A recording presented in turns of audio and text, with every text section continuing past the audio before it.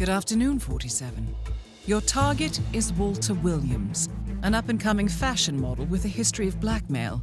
He is currently in Paris, participating in the Sanguine fashion show. The target is carrying a memory stick containing information he used to blackmail a former lover. The client asks that you locate and retrieve this memory stick. As a model, the target will be on the catwalk, but he will almost certainly also spend some time amongst the event's guests. This year's Sanguine collection features heavy facial makeup, so mark your target carefully. The clock is ticking. Good luck, 47.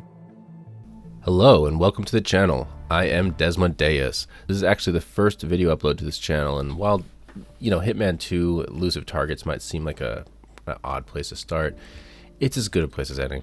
And I've been playing this recently, so let's just, get into it. I am not a Hitman 2 expert by any means, as you will soon find out. And also I think you'll also find that I'm not really a video game expert at all. Just someone who really enjoys them, and I like playing through them. And, for that, trying to work through games and figure them out, Hitman's pretty good for that. And since this channel is kind of dedicated to both the journey and the victory, I figure something like Hitman 2 or, Dark Souls, where you die a lot, is just as good as anything. So let's go. When I was trying to figure this out, I didn't watch anyone else's video because, like I said, I like to try to figure these out on my own. It's just more fun that way, really. And I think you'll that'll become pretty obvious when you see how kind of goofy this strategy is compared to some of the other ones. But it's also unique. I don't think I've seen anyone else do this. So you can check it out if you like it. Hit like or whatever, subscribe, all that crap. Okay, so right off the bat, we see that it shows this guy's face, which is important because unlike some of the other Hitman games or modes or even missions, this guy does not show up on your radar. Diana doesn't tell you when you're looking at him, and he doesn't turn red in the instinct mode. So you have to look at his face in order to tell if it's him. It's pretty easy to tell when you're looking at him, but that is a limitation. Okay, so first thing we do is head onto the red carpet, take a left, head under the stairs, go downstairs, grab this fire extinguisher and knock this dude out. A clunk, and he's out. Hide the body, good stuff.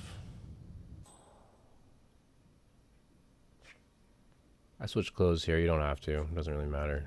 You're going to be grabbing something else anyway. Head through the locker room. There's also another set of clothes there if you don't feel like, or if you don't catch up to him or whatever. I don't know if you want it. It's hotel services. Grab the rat poison, don't need it. Grab the key, don't need it. Grab the lockpick, don't need it. I would also say you do not need to attack this guy or turn off the security cameras or anything like that. This is all just sort of extra and, quite frankly, a lot more risk than you need, as you'll see. Get caught here. Now, I got caught doing this a dozen times. Maybe not that exact thing, but just in general. I got caught doing a lot of things you don't need to do a lot of times. Here I thought I was being way more slick, but then I decided to go ahead and switch my clothes anyway, and he caught me again. You're not security. He's right.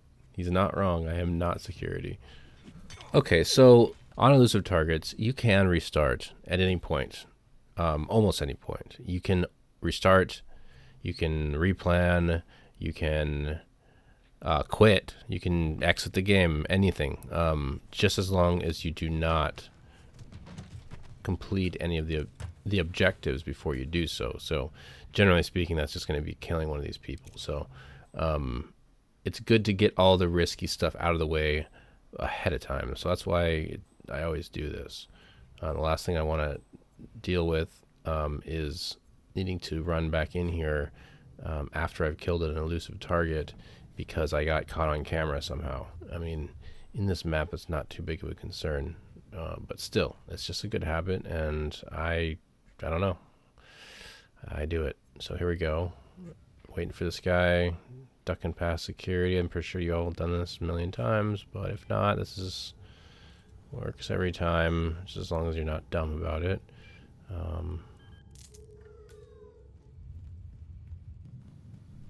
Now here I forgot to get the propane tanks, but I'll be back for it in a second. And you need the propane tank for this technique. Actually, there's one upstairs near the target, so you don't need to get it from here. Again, there's no need to come into this basement. I just do it. It's just something I did. Looking for the propane, forgetting where it is. Okay, here we go. It's in the next room.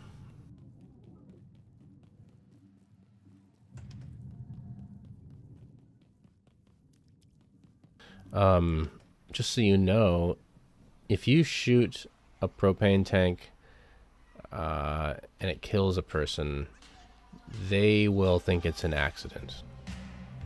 If they don't actually see you shoot it. I mean, I don't really know exactly how it works, but generally speaking, that's how you can get away with it. So that's the plan. I'm gonna wait for this guy. He walks back and forth on that walkway or runway area rather. I gotta get rid of this pesky attendant who's just sitting there. So I put this down here, place it so it doesn't make a bunch of noise, although really probably would have been a good thing if it made noise, but regardless, here we go. Don't get in the closet. I mean, you can, but if you come out of the closet and he sees you, it's just a little bit awkward. And he'll ask you questions. So you wait for him to get down. And remember to like and subscribe while you're waiting. Alright. Take this dumbass out. You want to close that door. There's very unlikely that anyone will see you because no one really looks that direction. But still, close the door before you do that. Throw him in the closet, obviously. Now, I put the clothes there. I changed before I put them in the closet because I wanted the clothes to actually be there in the middle of the room for reasons you'll find out, or you'll see in a minute. And I'm placing it where I am so that it can get the, because they walk, they can either walk around to the far left or cut through those pillars like she just did. But they can walk toward where I am standing right now and then turn left and go around too. So I placed it there to make sure I can cover both sides. And I was not expecting it, but this guy comes out in just a moment.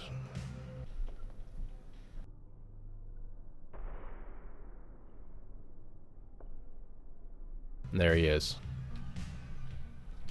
I realize that it's him and that I wasn't expecting it. I was thinking I was going to see him walk up first so that I'd be able to prepare myself, but there's no reason to not do it now, as far as I can tell. And he stops for me. Oh, and by the way, I'm in the cop uniform because that way they won't freak out when I'm holding a gun. So then I switch clothes real quick. I run. I had this route planned out ahead of time, which is a good thing to do. Because again, you can't restart once you kill one of these guys. And it's right about here that I realize, oh shit! That's right, I forgot the objective. I need that stupid thing.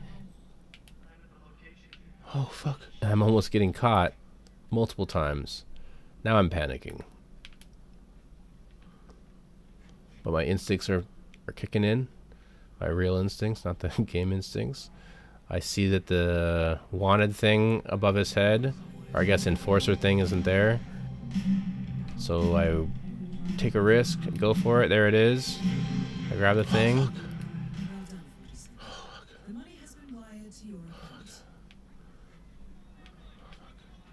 I'm freaking out still. Just trying to get out. Things are looking up.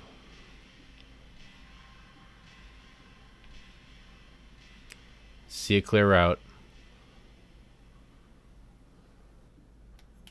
Oh my god. Holy shit. Oh my god, that was friggin'... Oh.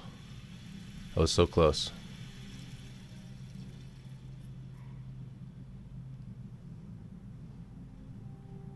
Yeah, that's it. I won. Now, unfortunately, for some reason, I got kind of screwed there.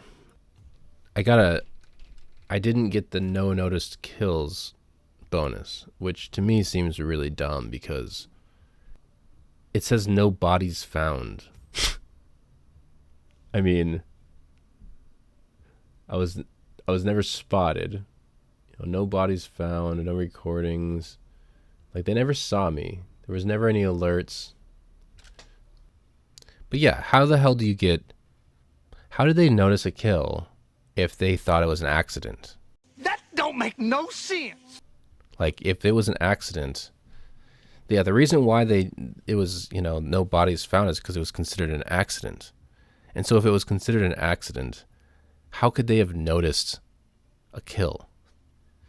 If you think it's an accident, you don't think it's a kill. You think it's an accident. That's fucking interesting, man. That's fucking interesting. Doesn't make sense. And it's lame. Alright, well, whatever. Whatever. It's fine. Totally fine. But I got it done. It's done. He's dead. That's how you do it. I'm sure there's many ways to do it, but I think that might be the easiest one.